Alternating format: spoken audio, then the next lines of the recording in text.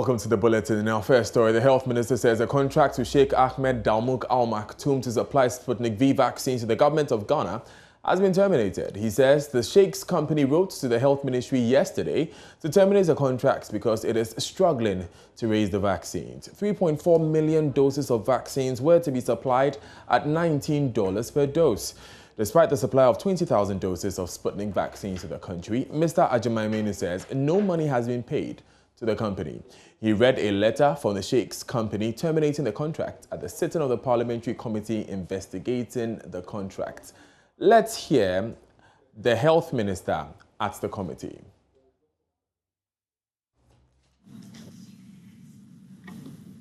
Honourable Chair, if that is the implication, that is so. They are not just terminating yesterday. After we have signed the contract, they gave us 2 weeks to supply the first 300,000 we ordered, based on our ability to give them letters of credit as part of the terms of the agreement. Our letters of credit delayed, and it got to them sometime. Then they came back after they have confirmed that they had run out of stocks. So Russia was going to supply them more stocks, and they will supply us within 2 weeks. After 2 weeks, we inquired, and they said they still hadn't got the supplies.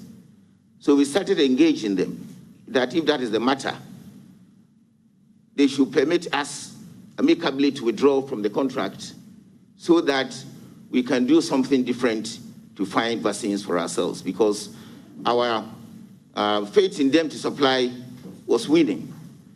So we continuously started pushing pressure on them. They gave us July delivery, and it's like we have been pressurizing them to give us the vaccines to no serious avail. And then yesterday, they said us, actually they gave us verbal invitation, verbal notice that they will not be able to supply any longer. And so we requested, they then terminate the agreement, which they had actually done. So as we sit here, I believe there's no contract between the two of us. So, Honourable Minister, what becomes of the payment you've made so far, if any? Honourable Chair, to the best of my knowledge, we haven't done any payment as yet. But when you issue an LC, it's an instrument of payment. And I don't know, I've read the LC, its site, but partial performance is allowed. They can draw on whatever that they've supplied. We'll come back to this story later in the bulletin, but in the meantime, Member of Parliament for Tamale Central Ibrahim Murtala Mohammed is calling on the chairman of the Privileges Committee, Joe Osei-Owusu, who is also First Deputy Speaker of Parliament, to be independent in dealing with the referral of Asin Central MP Kennedy Ohene-Agyapong to his committee. Mr. Mohammed says the statement made by Mr. Agyapong, where the NPP MP calls for the assault of Erastus Asare Dongo, was unfortunate, and the Member of Parliament should not be allowed to go scot-free. Mr. Agyapong has been referred to the Privileges Committee of the House by the Speaker, Alban Bagbin, after Tamale North MP Alhassan Sohuyini raised the issue on the floor of the House. Listen to Speaker Alban Bagbin. The House's attention is drawn to the conduct of one of our members.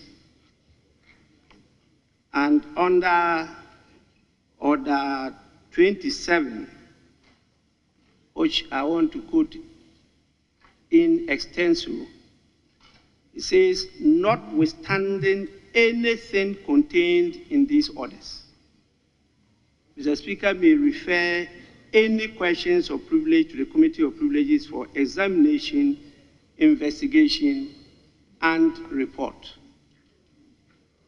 Notwithstanding anything contained in these orders. In spite of the word notwithstanding, the Speaker is giving the discretion, says may refer any questions of privilege. I think that is why the honourable member is seeking my intervention to refer the matter to the Privileges Committee. This is my first time of hearing this matter. As it is now, I am compelled to refer it to the Privileges Committee. Now, Mr. Mohammed says the committee should act independently. Chairman of the Privileges Committee is the first Deputy Speaker. I expect him to be very independent. I have no doubt whatsoever about his competence. I expect him to be very, very independent in this. I get a sense that the MPP would have the majority on that committee. Look, they should be courageous enough. They should be firm to tell him for the first time in his face that it's enough. Look, we have members of parliament from the MPP who in private will tell you that, yes, what you guys did was right. But they can't say it out there. They can't. Why? Look, the state should provide security for Erastus Asari Donko because he did say someone could be inspired. You are witnessing what is happening in America with regards to the attack on Congress. There are people who say that, look, Donald Trump didn't tell us, but we're inspired by his words. This is a member of parliament. This is a leading member of the NPP. And in fact, a chairman of the Defense and Interior Committee. You can't compare his statement with me, who is just an ordinary comrade and a member of parliament. In parliament, his statement carries a lot of weight. Let's stay on this story for a few more minutes. We've been joined by the Executive Director of the Africa Center for Parliamentary Affairs, ASEPA, Dr. Rashid Rahman. Very grateful for your time, Doc. What do you expect from this referral? Well, I mean, as the honorable member told you, I think I expect, as well as all Ghanaians, that the committee is going to do its work dispassionately and make sure that the right thing is done. Otherwise, we run the risk of, making the work of a committee like this irrelevant.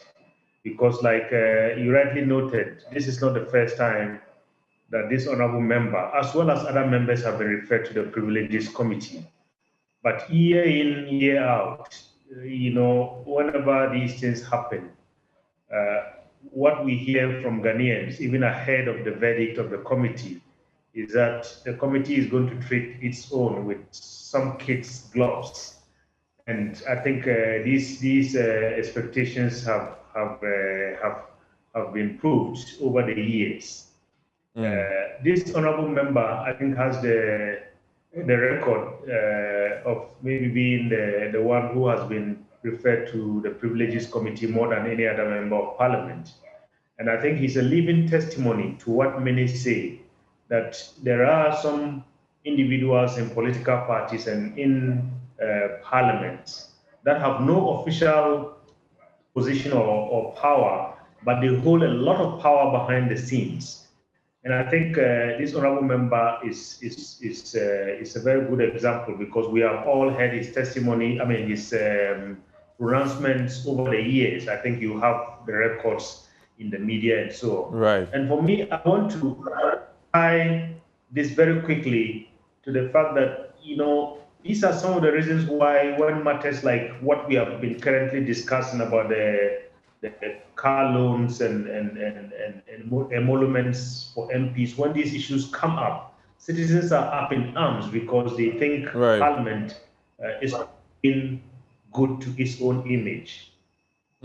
So you feel that the Honorable Kennedy Japon's conduct is sullying the image or disgracing the image of Parliament? Is that your position? No, my position is that the Privileges Committee has been set up, and if I hear the Speaker rightly, he says the committee is supposed to ascertain whether what we are hearing is true or not, and then, of course, maybe prescribe the next line of action. And like the honorable member told you, we expect that the committee is going to do its work independently. We expect that the chairman of the committee will lead the committee to do what is right, And we also expect, perhaps maybe for the first time, to make sure that the records of deliberations of this committee is made public, so that at least we know where everybody stands in terms of what was discussed and what positions people took. So that at the end of the day, if he gets exonerated, at least we know the positions of every member on that committee. That's a very interesting position, that the records of the committee's proceedings should be made public. But you say yourself that this member of parliament is very influential. What's the guarantee that Parliament's Privileges Committee can stand up to him? Well, I mean, that's exactly what I am hoping, that it's not going to be this time around like what we have seen over the years, where anytime any member is referred to the Privileges Committee, the commentary that you hear even ahead of the deliberations is that this is going to amount to nothing. We are in the 8th Parliament, and it's a different parliament altogether. And I just hope that things will be done differently this time around, so that if the member is exonerated, let's see, the evidence of why he's exonerated. If he is found guilty, let's see why he is found guilty. And then I think the most important thing is, the outcome should lead Parliament, if at all he is found guilty, maybe for the first time, let's see a Parliament that can bite its own. Thank you very much, Dr. Rashid Rahman, for joining us. You're live on Joy News today with me, Daniel Daz. The stories covered so far. We've been to Parliament, where the Health Minister, Kweku Agyemang-Menu, says the contracts with Sheikh Ahmed Dalmouk Al Maktoum to supply Sputnik V vaccines to the government of Ghana has been terminated. He says the Sheikh's company wrote to the Health Ministry yesterday to terminate the contract because it is struggling to raise the vaccines. We've also heard from the Member of Parliament for Tamale Central, Ibrahim Murtala Mohammed, who is calling on the Chairman of the Privileges Committee, Joe Osei-Owusu, to be independent in dealing with the referral of a Sin Central Member of Parliament, Kennedy Ohene-Japong, to the committee. Dr. Rashid Rahman of the Africa Center for Parliamentary Affairs is also calling for the proceedings of the Privileges Committee sitting to be made public. Still in Parliament, the minority is faulting government's decision to spend over 68 million Ghana cedis on past questions for both 2020 and 2021 WASI candidates. Yesterday, Education Minister Dr. Yao Osei-Edu-Chum informed Parliament that the amount was sourced from the free SHS account. But Deputy Ranking Member on the Education Committee, Clement Apak, believes the money could be spent on other priority areas in education.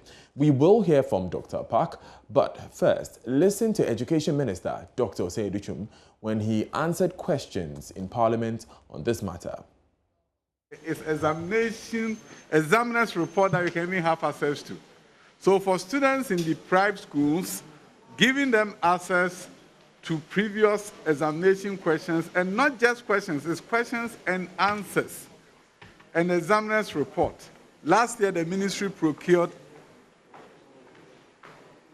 for the students, and the cost was 71.25.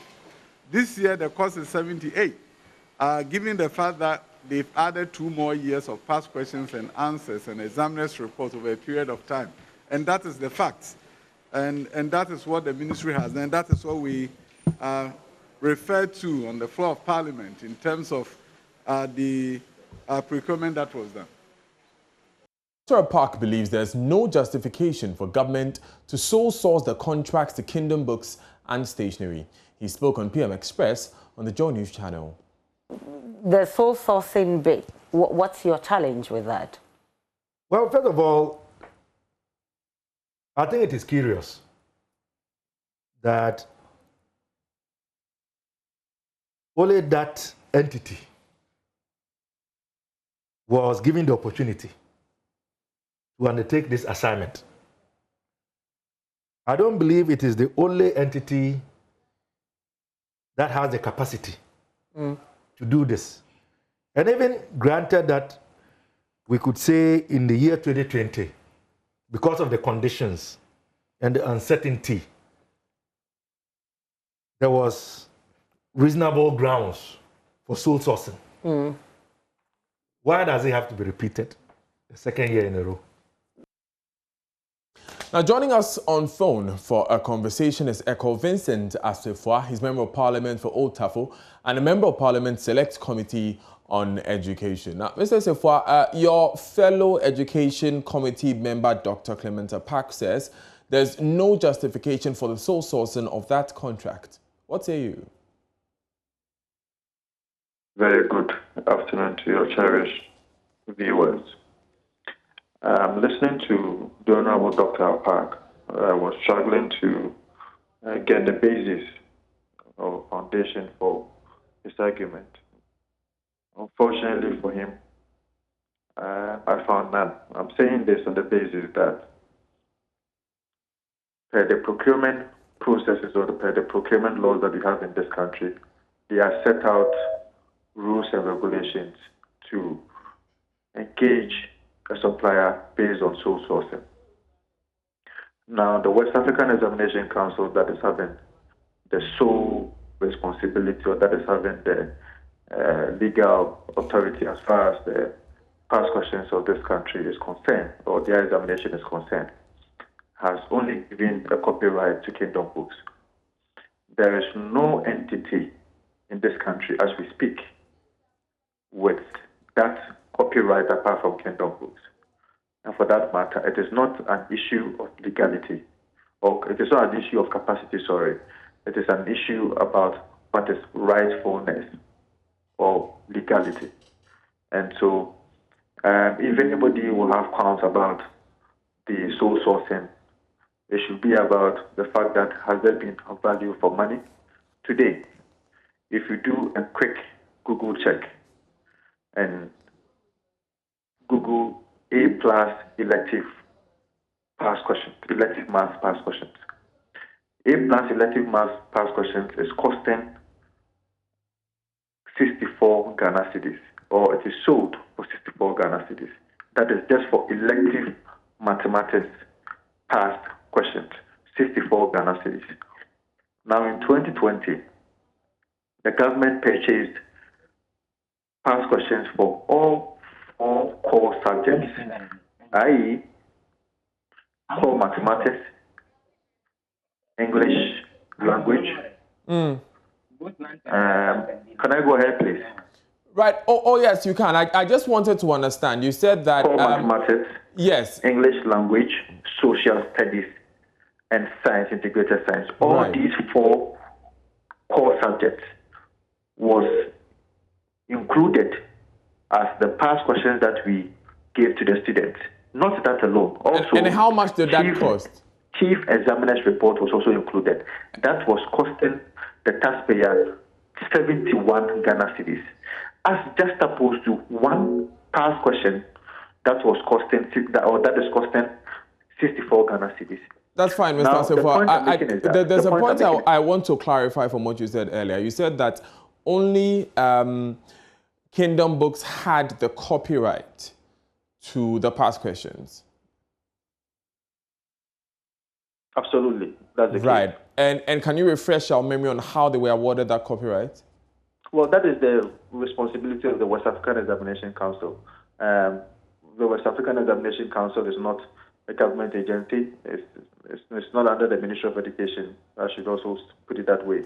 It is an agency, a separate entity that is closed with the responsibility as far as examinations are concerned in this country. And so you cannot have an oversight responsibility, to put it that way, on them as to how they do their work. But what is important to me is the number of pages in the past questions that we are selling out is about 457 pages, as just opposed to one that is sold for 64 Ghana cedis by A+ elective mathematics that is not even up to 100 pages. So clearly, when you check the value of money, this particular deal is not putting a toll on the taxpayers as compared to other agencies that deal with past questions in this country. I just have one final question, Mr. Assefuah. The Minister of Education is very passionate about building local capacity and using government revenue to do same. Was it not possible that in spite of the fact that Kingdom Books owns the copyright, they could have, representing other local publishers, ensured that Kingdom Books awards some of the copyright rights to these local contractors? That is an arrangement that has been done in various different fields on various occasions. Was that not possible? A Ghanaian company? Is it not a Ghanaian company? It is, but it's a single Ghanaian company. There are a number of other companies who need this capacity, who would need this contract. That is the responsibility of Kingdom Books if it is not having the capacity to be able to deliver. If Kingdom Books is having the capacity to deliver, I don't see any problem with that. If it does not have the capacity, that is when probably they will have to engage other companies. But if the Ghanaian company, I'm content with the fact that it's a local company that have gotten this contract. Vincent Assefuah, thank you very much for joining us on Joy News today here on the Joy News channel. Let's go to our parliamentary correspondent, Joseph Opoku-Gakpo. There are a number of issues that have been bubbling in Parliament from yesterday. Let's begin with the referral of Kennedy Ohene-Agyapong to the Privileges Committee of Parliament. What's the next step expected from the committee, Joseph? And so, Daniel, we are expecting that the committee will hold its inception meeting, as it's usually described, at which it will determine what the modalities for this probe would look like.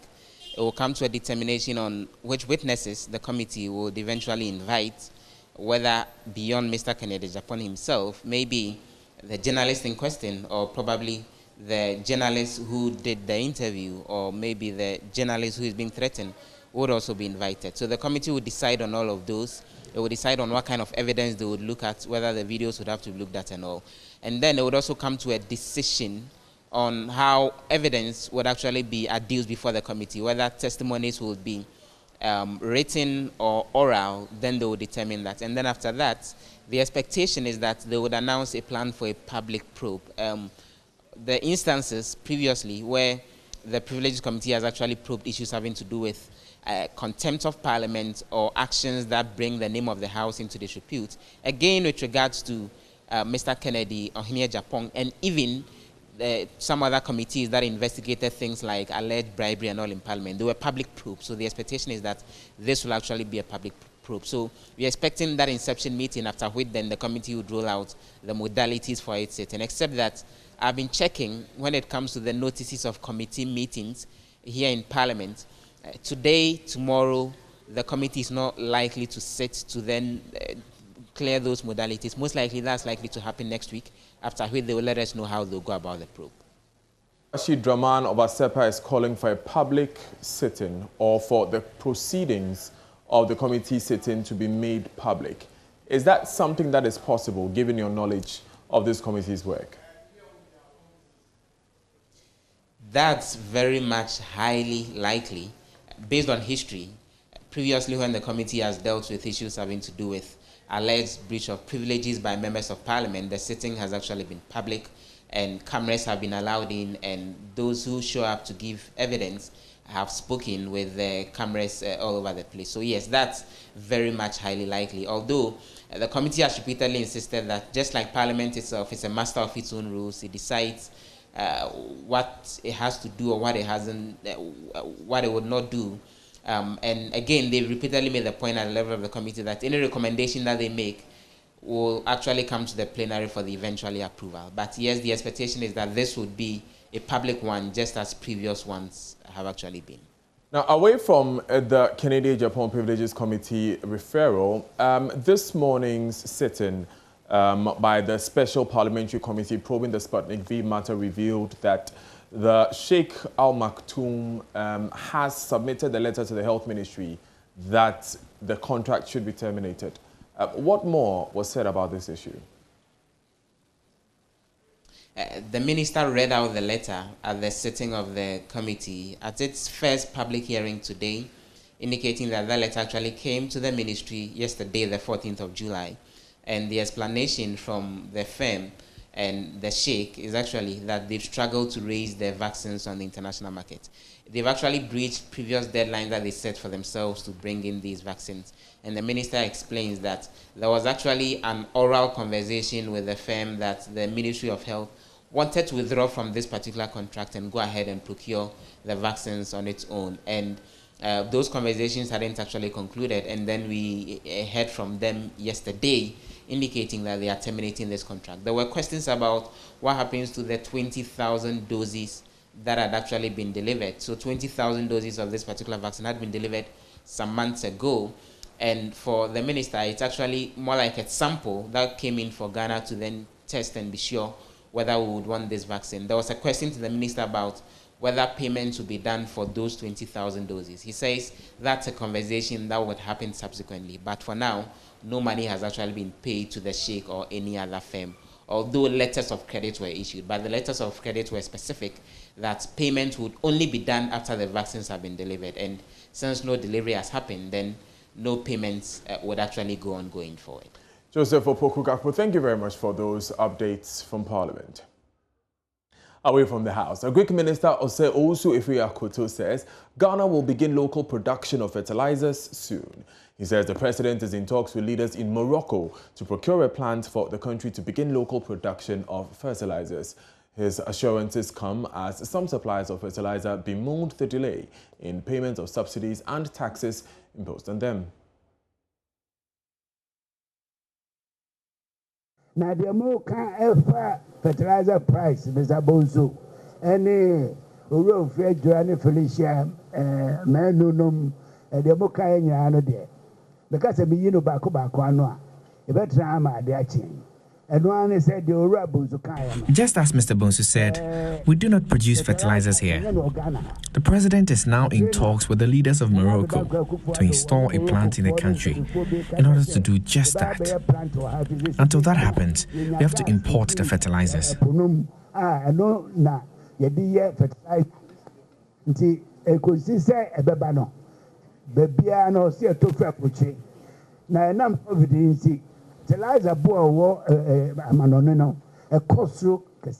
And the prices of the fertilizers we import have gone up.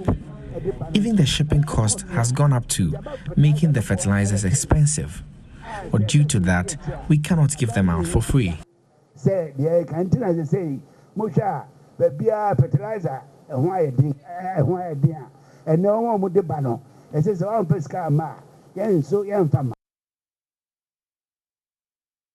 President Akufo-Addo has appealed to the chiefs and people of the Upper West region to collaborate with security agencies in the region to check the smuggling of subsidized fertilizer to neighboring countries.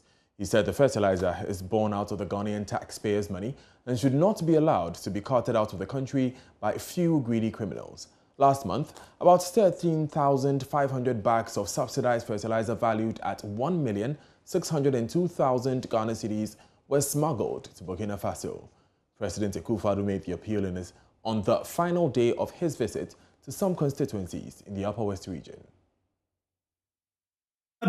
Final day tour of the Upper West region took him to the London municipality, where he met members of the London Traditional Council. The chiefs, led by their acting president, Naduma Piele, whilst commending President Akufo-Addo for initiating several policies which has impacted on their lives, also enumerated several challenges they want him to address. We acknowledge your government effort in completing the tarring of the Laura-Nandom-Hamley Road, which, while we still await works on the Kamba Bridge. Also, the construction of the Nandom Coast to that road has stalled. We wish to appeal to you to facilitate the resumption of work on that stretch of road.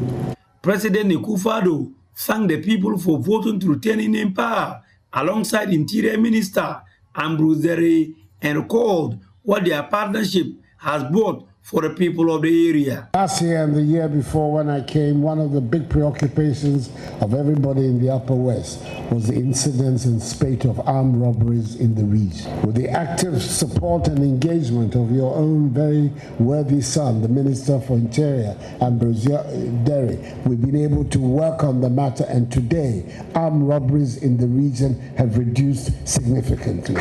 Use the opportunity to appeal to the people to work in tandem with the security services to halt the smuggling of subsidized fertilizer into neighboring countries. About 13,500 bags of subsidized fertilizer valued at 1,602,000 Ghana cedis were smuggled into Burkina Faso through the Sasala West district last month. I want you to enhance your cooperation with the security agencies so we can stop the smuggling of fertilizers from Ghana to our neighboring countries. The fertilizers are being given to our farmers at a subsidized price. These subsidies are being borne by the Ghanaian taxpayer. They are the responsibility of government and therefore of the taxpayer. That's President Akufo-Addo there, ending Rafiq Salam's report. It's now time for business with Daryl Kwao. Stay with us.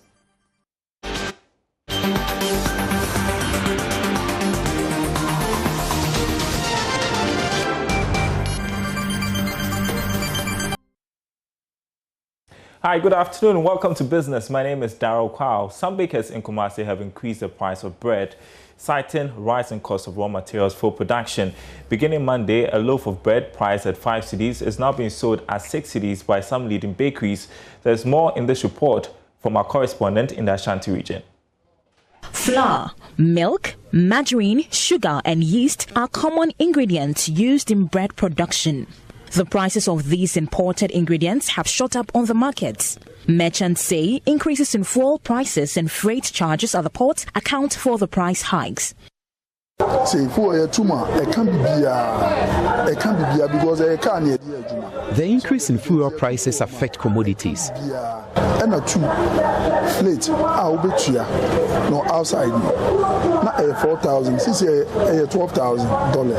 Every week you hear a new price. Every week or two you hear a new price. The producers are also telling us the subsequent week we're going to have another increase of 5 cedis, meaning that we're having 10 cedis for only this month, and it's not going to stop. So we get to know that fuel, the prices of fuel is stable, the fleet is stable, and then other things like the taxes are also stable. We're going to have the increments day in, day out. We worried. Sometimes we pity the bakers and other things. Since you see this year, you have to flour more than 6 times. Flour prices have gone up about 6 times in the first half of 2021. Make me I say 2 weeks behind. Cook brand margin 2 weeks behind. An earlier plan to increase prices of bread was shelved. However, a major industry player, BB Bread, is among the brands known to have increased their prices. Theresa Boachi-Bedu is CEO of BB Bakery. She fears any delay to increase prices will collapse the business. Definitely we are going to increase it because the product that we are using in making our bread, everything is gone up. Anytime we say we want to increase it, the smaller bakers wouldn't join. So when my sellers go out, they bring the product saying that the people still wanted 5 cedis. Some importers of raw materials for bread production have advised bakers to stick to a uniform price. Bakers no so one.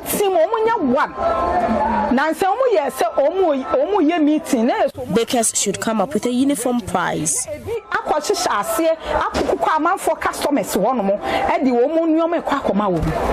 Bread retailers lament the price increase will affect their trade. 6 cedis no MY ka omonte so my 5 cedis. What is some doing say enema na dos more. The new price is not favorable. 5 cedis. And apemu a yenua ba ko buy. One basket no dey buy 7 o'clock. Ya to 10 kind of sisiwo. Our consumers are refusing to buy. My colleagues haven't sold much bread since morning. So, what are consumers saying? ya to pan ma me gidi say e normal because ya to ka ya to ni ma bebremu and I work over say o say to pan na I'm in support of the new price. qualitative me no mo ya adwen say o metum it is ebia o mu free say the omode ye pan no bia ko fa free report ba ne board din na dia fine ebia o mo be na saban mo nye say said o msi ye no mo ma the quality na ne de no so ate. The quality of the bread should be maintained if prices are increased. Mona Lisa Frempong reporting. Now, an agricultural expert is calling for investment in commercial greenhouse farming in order to tackle inflation. According to Daniel Akwe, investing in greenhouse farming will help reduce high inflation rate as well as generate about 2,000 direct jobs. Speaking to Joy Business at the unveiling of the largest tomato greenhouse in Ghana, Mr. Akwe said the structure was constructed by a Dutch company in collaboration with Agri-Impact and Exim Bank.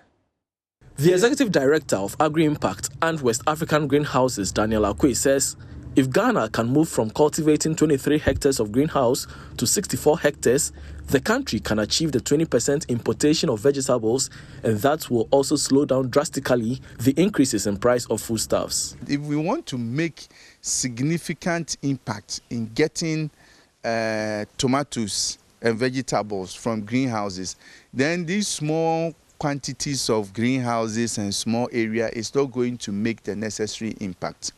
If we can increase our, let's say, surface area from the current 23 to even 64 hectares, if we are able to do 64 hectares of greenhouse surface area, we'll be able to tackle about 20% of the import that we are getting from Burkina Faso and other West African countries.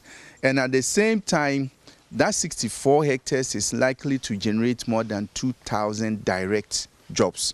Mr. Akwe also called on government to invest in infrastructure, including roads, to facilitate the operations of greenhouses earmarked at Dowenya, a suburb of Tema. We need to build more of these greenhouse enclaves, and the government should also facilitate development of infrastructure on this land. When we came here at Dowenya, the land was there, no electricity, even though there's dam.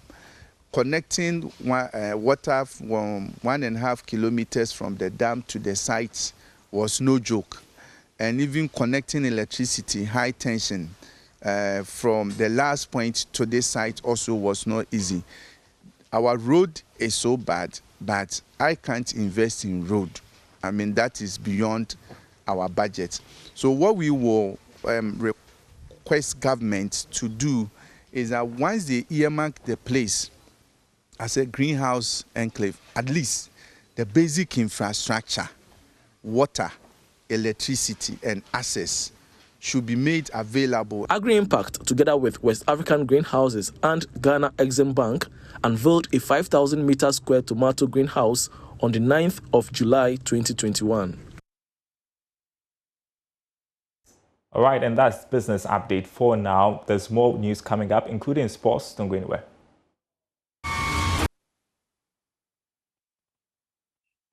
Hello, good afternoon, and welcome to the sports segment with me, Rick Wampofu. We start off from some boxing news, where former WBA welterweight champion Ike Bazooka Korte is seriously looking for a strategic investor to help him complete his hospital project in Bawe, in Accra. Korte, who retired back in 2006 after his fight with former champion Winky Wright, has some investment in real estate which is uncompleted, and that is a hospital, but is a major one, and Ike now needs assistance to get it completed so it can address the needs of the combined Bawe community. He said this in an interview with my colleague Nathaniel At. That's what I'm thinking. I'm doing now. I'm looking for investors, you know. Okay. I've been to Dubai twice. I want an investor. Where we have reached now, we need an investor. We have to finish this thing. This thing have to complete.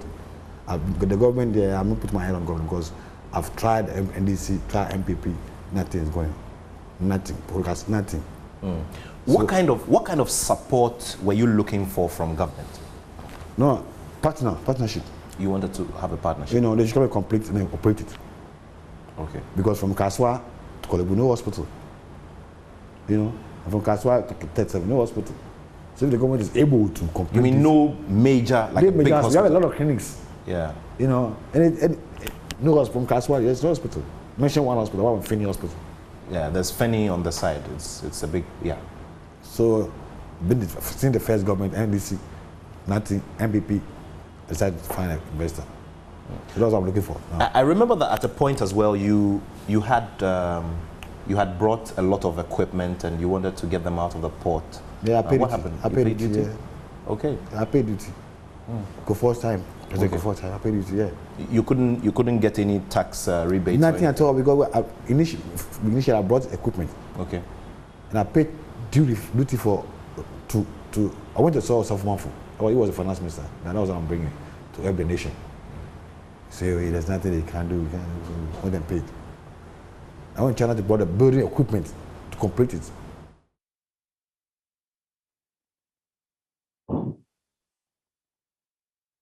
Well, the full interview will be aired on the Joy News and Joy Prime channel tomorrow, so do make sure to catch a glimpse of it. But from boxing to rugby, because Ghana is on the verge of securing a top 8 spot in the Rugby Africa Cup for the first time in its history after a come-from-behind victory over Algeria in Kampala on Wednesday afternoon. Here's a report by my colleague Asari Bidia. After suffering a hefty defeat to powerhouse Uganda in their opening game on July 10, Ghana was in a make-or-break situation heading into today's game against Algeria in Kampala. The Eagles produced a spirited display to overturn a horrible first-half result. Ghana, ranked 87th in the world, trailed Algeria 20-3 at halftime, but rallied back in superb fashion to win 22-20. Ghana's coach Lavmo Kuzorera explains why the team was so poor in the first half. The first half, we made a couple of mistakes. I believe we didn't settle in time, but when we got to halftime, we spoke as a team. Selom Gavo, captain of Ghana's rugby team, reviews why the team was unstoppable in the second half of the game against Algeria. So in the second half, I think we just decided to look after the ball a bit better. We looked after the ball and kept possession instead of just giving them rights to play with the ball, and we showed what we can do, and we do keep the ball in hand. Some of the backs got ball in hand and really enjoyed it, and that's what we want to do. We want to play smiles on our faces and move the ball around. Ghana will make it to the top 8 of the Rugby Africa Cup if Uganda beat Algeria on Saturday.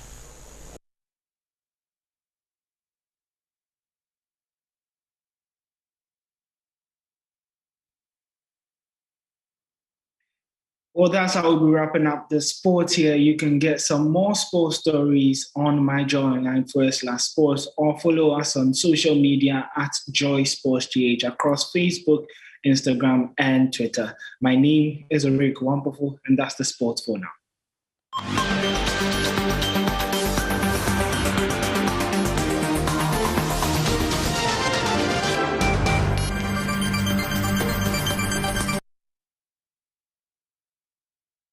Good afternoon, welcome to Showbiz here on Joy News today. Now, the Revelation Church, which helped Ghanaian actress Moesha give her life to Christ, have broken their silence about the ongoing drama. In a press statement released Thursday, the church, led by Pastor Gabi Ebe, has denied claims that it had fed Moesha some drinks as claimed by Aisha Modi.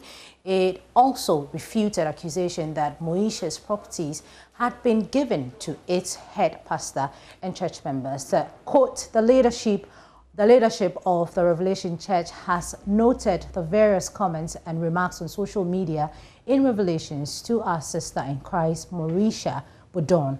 Ordinarily, the church would not have responded, as our focus is on their recovery and wholeness. This response has become necessary in order to set the record straight. We will like to categorically state that at no time has Moesha or any member of her family given any properties, cars, or sale proceeds to either the lead pastor or the church. This is verifiable, and any other claim is blatant lie from the pit of hell.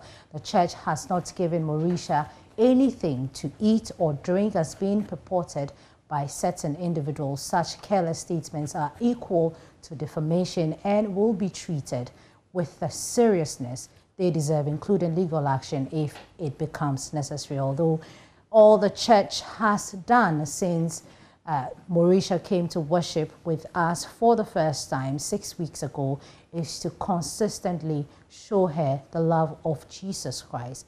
This is the core of our assignment as a community.